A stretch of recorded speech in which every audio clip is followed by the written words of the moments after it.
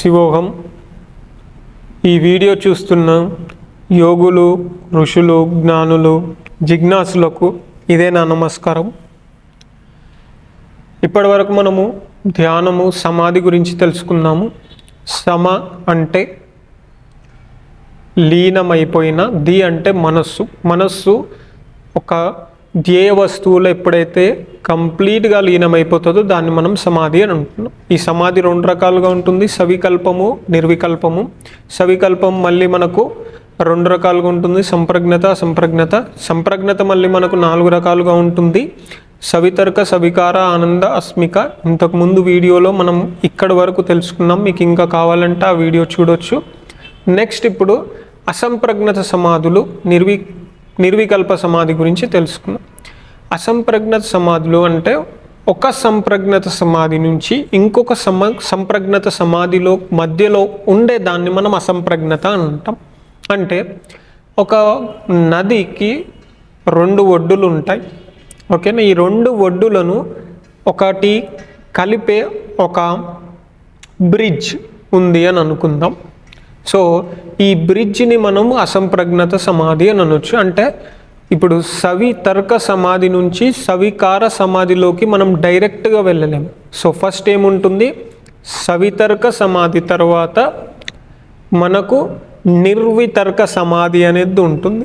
అది దాటిన తర్వాత అప్పుడు మనము సవికార సమాధిలోకి వెళ్తాం. అంటే ఒక సంప్రజ్ఞత నుంచి ఇంకొక సంప్రజ్ఞతలోకి మధ్యలో ఉండే దాన్ని మనం అసంప్రజ్ఞత అంటాం. సవితర్క నుంచి సవికార మధ్యలో ఉండేదాన్ని నిర్వితర్క. సో సవికార నుంచి ఆనంద మధ్యలో ఉండేదాన్ని నిర్వికార. ఆనంద నుంచి అస్మిత వరకు ఉండేదాన్ని ఆనంద టు అస్మిత. అస్మిత నుంచి నిర్వికల్ప మధ్యలో ఉండేదాన్ని ఆనంద టు అస్మిత టు నిర్వికల్ప అని అంటాం. సో ఇప్పుడు నిర్వికల్ప సమాధి అంటే ఏమిటి? వికల్పము అని అంటే ఆలోచన. ఎప్పుడైతే నిర్వికల్పము అంటే కంప్లీట్గా ఆలోచనలన్నీ ఎప్పుడైతే ఉండవో దాన్ని మనము నిర్వికల్ప సమాధి అని అంటూ ఉంటాం. సో ఏ యోగా, మీరు ఏ ధ్యానము ఏది చేసినా సరే నిర్వికల్ప సమాధి స్థితి అనేది చాలా ముఖ్యమైనది. దానికోసమే చాలా మంది ఒక లక్ష్యము అనేది ఏర్పరచుకుంటూ ఉంటారు. ఈ నిర్వికల్ప సమాధి ఒక్కసారి మనకు వచ్చిన తర్వాత ఆటోమేటిక్గా మన మనస్సు అనేది లయమైపోతుంది. అప్పుడు మనకు ఆత్మానుభవం అనేది జరుగుతూ ఉంటుంది. సో ఎప్పుడైతే మన మనస్సు అనేది కంప్లీట్గా ఆలోచన రహితంగా ఉంటుందో అప్పుడు దాన్ని మనం నిర్వికల్పము అని అంటున్నాం. అయితే ఇది 2 రకాలుగా ఉండవచ్చు. అంటే ఒక 2 పద్ధతులుగా ఈ నిర్వికల్ప సమాధిని పొందవచ్చు. ఒకటి, మనిషి శ్వాసకి ఆలోచనకి చాలా దగ్గరి సంబంధం ఉంది.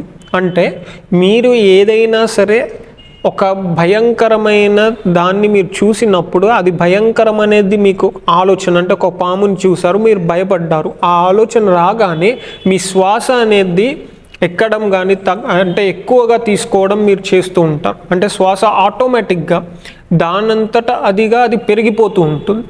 అదే మీరు ఎప్పుడైతే ప్రశాంతంగా ఉంటారో అప్పుడు మీ శ్వాస అనేది చాలా నెమ్మదిగా ఉంటూ ఉంటుంది.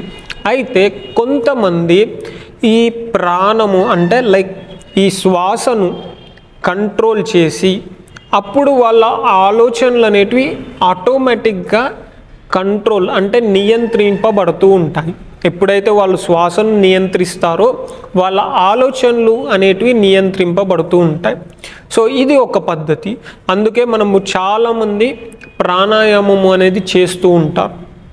ఇంకా 2వ పద్ధతిలో ఆలోచనలను నియంత్రించడం ద్వారా శ్వాసను నియంత్రించవచ్చు. సో కొంతమంది కొన్ని యోగాల్లో ఆలోచన రహిత స్థితి అంటే ఆలోచనలను నియంత్రించడానికి ప్రయత్నిస్తారు. అప్పుడు ఆటోమేటిక్గా వాళ్ళ శ్వాస అనేది ఆగిపోతుంది. ఈ 2 రకాల పద్ధతులు చేస్తూ ఉంటారు. అయితే ఇక్కడ మనం ఎప్పుడైతే ఆ నిర్వికల్ప సమాధి స్థితిలోకి వెళ్తామో, ఎప్పుడైతే కంప్లీట్ అబ్జార్ప్షన్లో వెళ్తామో మనము అంటే యాక్చువల్గా మనము ఎవరు అనే సత్యాన్ని మనం తెలుసుకుంటాం. మనం కంప్లీట్గా మనం ఆత్మలో లీనమైపోతూ ఉంటాం.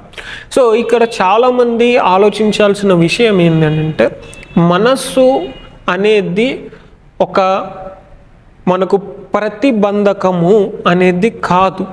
మనస్సు అనేది చాలామంది ఒక మెడిటేషన్లో మనస్సుని చంపేయడానికి అంటే దాన్ని కంప్లీట్గా లేకుండా ఉండడానికి ట్రై చేస్తూ ఉంటాము. ఎస్, బట్ అది ఇంపార్టెంట్, అది అవసరం. కానీ ఫస్ట్ మనకు సంప్రజ్ఞత సమాధిలోంచి మెల్లిగా మనం అసంప్రజ్ఞతలోంచి తర్వాత మెల్లిగా మనం నిర్వికల్పలోకి వెళ్ళాలి. సో మీకు ఇంతకుముందు చెప్పినట్టు మీరు ఒకవేళ ఏదైనా ధ్యాన పద్ధతిని ఎంచుకుంటే, ధ్యానం చేయాలి అని అనుకుంటే, సో ఫస్ట్ మీరు చేయవలసిన ముఖ్యమైన థింగ్ ఏంటి, ముఖ్యమైన ఒక పాయింట్ ఏంటి అని అంటే ఫస్ట్ మీరు అంతర్ముఖం అవ్వాలి. అంటే మీ లోపలికి మీరు చూసుకోవాలి. చూసుకున్న తరువాత అప్పుడు మీరు మీ యొక్క ధ్యాన పద్ధతిని మెల్లిగా మీ యొక్క ధ్యానాన్ని పెంచుకుంటూ పోవాలి. అది ఎలా?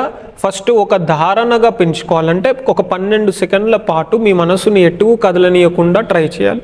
అంటే దాన్ని కంట్రోల్ చేయాలి మీ మనసుని. తర్వాత ఒక 2 ధారణలు, ఒక 3 ధారణలు, ఒక్క ధారణ అనేది 12 సెకండ్లు. సో అలా మీరు ధారణలు పెంచుకుంటూ 12 ధారణలు అయితే మనం ఒక ధ్యాన స్థితి అని అంటున్నాం. ఆ ధ్యాన స్థితిలోకి వెళ్ళాలి.